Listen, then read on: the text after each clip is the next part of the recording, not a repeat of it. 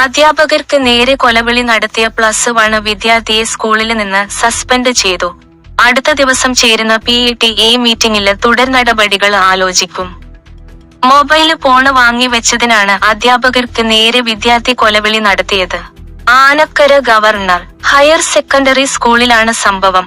സ്കൂളില് മൊബൈൽ കൊണ്ടുവരരുതെന്ന് കർശന നിർദ്ദേശമുണ്ടായിരുന്നു.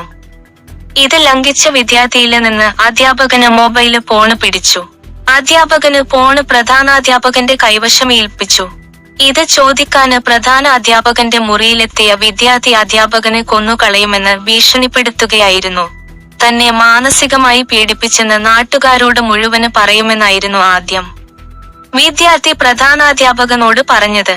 അധ്യാപകന് മൊബൈൽ ഫോൺ കൊടുക്കാതിരുന്നതോടെ പുറത്തിറങ്ങിയാല് കാണിച്ച് തരാമെന്നായി വിദ്യാർത്ഥിയുടെ ഭീഷണി.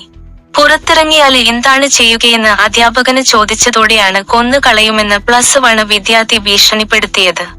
സംഭവത്തിന്റെ CCTV ദൃശ്യം പുറത്തുവന്നിട്ടുണ്ട്. അധ്യാപകര് തൃത്താല പോലീസില് പരാതി നൽകി.